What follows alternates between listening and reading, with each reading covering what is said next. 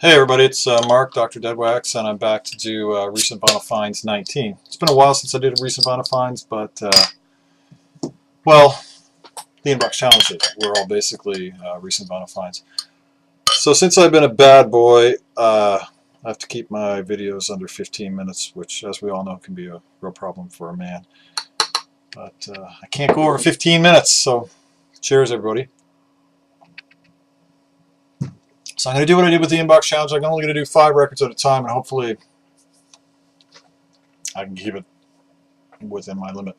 But first, something that I'm going to do is I'm going to try and point out, shout out some new members of the VC in some of my videos, because there's some great people coming in that are doing some great stuff. And the first one I want to talk about is Travis, Vinyl on Video, all one word. He's just great. He's a young guy. He's really interested in new wave, or as the revisionists like to call it, post-punk. He's showing some excellent classic rock records too. He's bringing this level of honest enthusiasm to his videos, which is great. I find him really refreshing. He's showing great music without putting other people down for listening to the kind of music they do. He's not attacking genres of music that he doesn't like, which I think is completely unnecessary. And a trap that some of us more senior members of the VC we sometimes fall into. So I would encourage you to subscribe to Travis and watch some of his videos. I think he's great.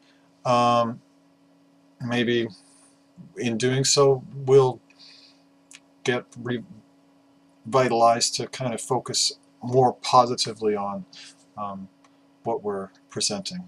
And I think that can only be good for all of us. So to jump on the vibe of the ECM, the first record I'm going to talk about is Palle Motian, Conception Vessel. And this is just a fantastic record. This record came out in 1973. This is a German pressing on, of course, ECM. It has the slightly different green that the German ones do. This is a first pressing with A1 and B1 stampers, just in perfect condition. Couldn't be happier with this. This is ECM 1028. This is Palle Motian's first solo record, and kind of like all of the records tonight, you know, this would fit into the post-bop, say, label. This is kind of post-bop, contemporary jazz, a little avant, definitely avant in some places, a little free at times. I wouldn't say this is maybe an accessible record for a new jazz listener, but this is absolutely fantastic. And it's got some great players on here: Charlie Hayden, Sam Brown, Palle Motian, of course, Keith Jarrett, Leroy Jenkins, and Becky Friend. The song with Leroy Jenkins, American Indian Song of the Sitting Bull, Inspirations from a Vietnamese Lullaby, is with them. The Leroy Jenkins violin is just incredible. Just wow. So I'm sure Anders or Chris, or the other people that are in on the ECM vibe and have brought this up, but I can't recommend this high enough. It's a fantastic record, and maybe a gateway into something a little bit more free for some people. Next is one for David here. This is Paul Humphrey, America Wake Up. Paul Humphrey was, don't know if there is an is or was, but he was a session drummer with Wes Montgomery, Les McCann, Kai Winding, Charles Mingus, Lee Kunitz, Gene Ammons in the 60s. And this is his first solo record, America Wake Up. And this is on, of course, Blue Thumb. And we all know David Sequoia Flame loves Blue Thumb. I don't know if you have this, David. If you don't have this, this is fantastic. You must get this. I'll show the label. It's the cream background with the Blue Thumb on it. And this is just another beautiful pressing. This is kind of, this is kind of funk jazz. And it's a little funky, it's a little jazzy, it's maybe even a little fusiony. It's, you know, but it's fantastic. It's a little kind of conceptual. The text had begun, and but let me just shut that off. So I can't recommend this record enough. If you see it, you should grab it. This is a gem. I really love this. Humphrey. America, Wake Up. Next is a classic, Roland Kirk, before he was Rashawn Roland Kirk, Volunteered Slavery. This record is from 1969, I believe. The Palle Humphrey is from 1974, I think. Yeah, 1974. Recorded in 1973. So Roland Kirk, Volunteered Slavery on Atlantic. This is an original Canadian pressing. And of course, if it's original Canadian pressing from 1969, what would that make it?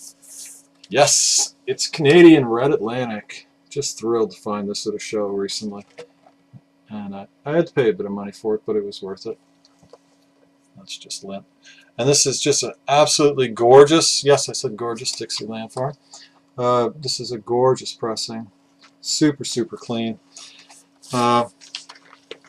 This is pressed at the Smith Falls plant in Canada, but it is actually, it's not a Canadian cut plate, it's a US cut plate.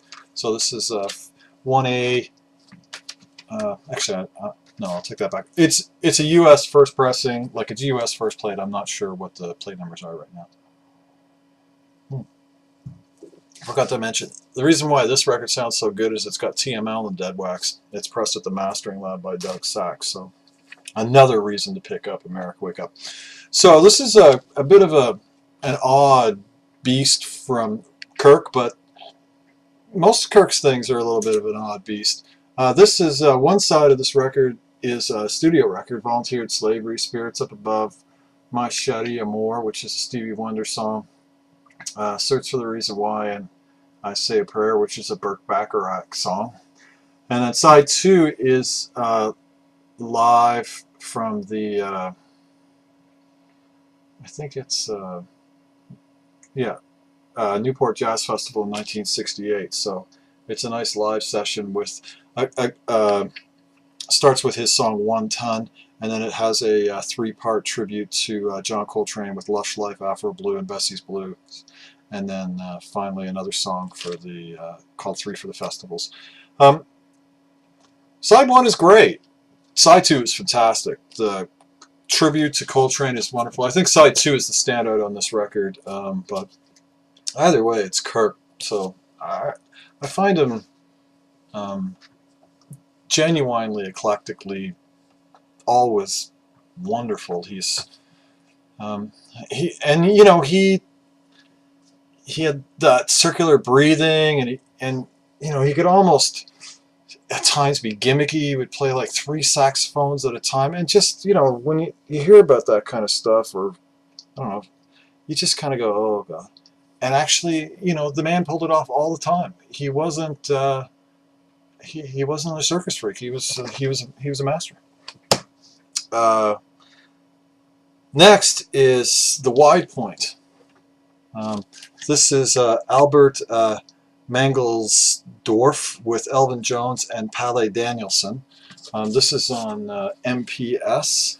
This is a German original pressing, 1A A1 and B1 stampers. This is German MPS pressing, and it's just in gorgeous condition.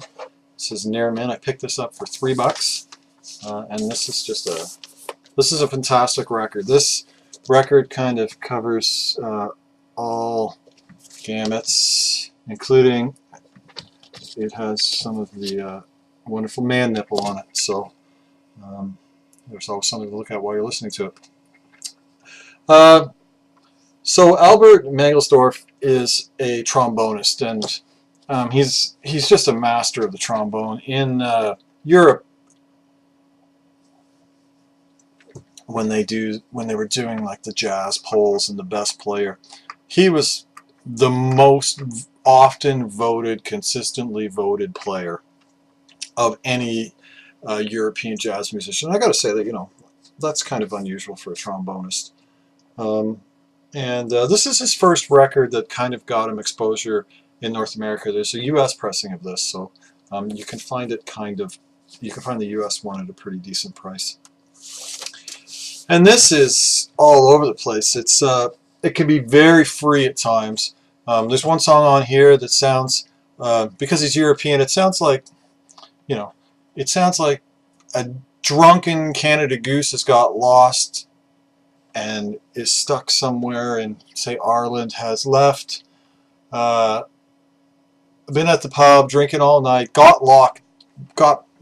stayed, got locked in, drank later, it's 3:30, 4 o'clock in the morning, he's stumbling home, gets a little sidetracked, gets a little lost, winds up in the train yard and tries to have sex with a female locomotive that's parked there, and just the trombone and the other squonking that's going on, you know, it's fantastic. And some of the other songs, he does a cover of Mood Indigo, which is dedicated to Duke Ellington, which is great. For Peter, dedicated to Peter Trunk, is just fantastic. The Wide Point, the title track, is just great. This record kind of has almost the whole range from traditional to like very free, and it's from 1975, and I can't recommend it enough. I really enjoyed it, even the squonky stuff. And the last record, this is something I picked up at a local show. I paid $25 for it. I thought it was worth it. This is Chris McGregor's Brotherhood of Breath. This is a first UK pressing on neon, gatefold.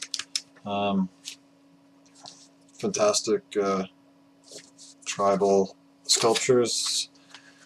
Chris McGregor is a South African player who emigrated or moved to London, and this is original first pressing A1B1 stampers on the UK neon label, which was RCA. And sorry, bit of a sniffle.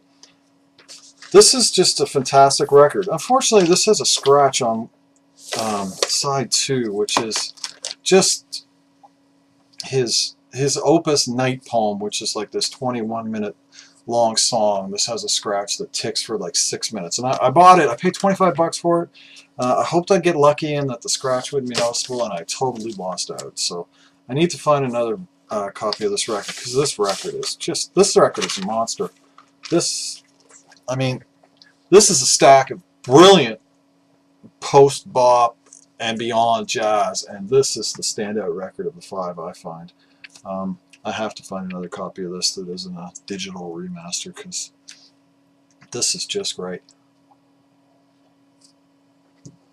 This has wonderful textural rhythms, kind of African themes mixed with jazz, mixed with free jazz and avant jazz and post-bop, and it's just glorious. And the song that ticks, I mean, it's just a crime, Night Poem, because it's fantastic. And I also really enjoyed Davishi's Dream and The Bride, which I both thought were fantastic. So if you see this, buy it. So that's Chris McGregor's Brotherhood of Breath, an original UK pressing on neon that I have to replace. The Wide Point with Albert Mangelsdorff, Elvin Jones and Palle Danielson. Roland Kirk, Volunteered Slavery. Kirk. Humphrey, America Wake Up. And Paul Motian, Conception Bechtel, you know, an ECM masterpiece. Without ECM, we might never have had that record. So all love and all props to ECM are thoroughly deserved. Southern Tier, Breakfast Stout, excellent beer. Have a great day, everybody. Keep the record spinning.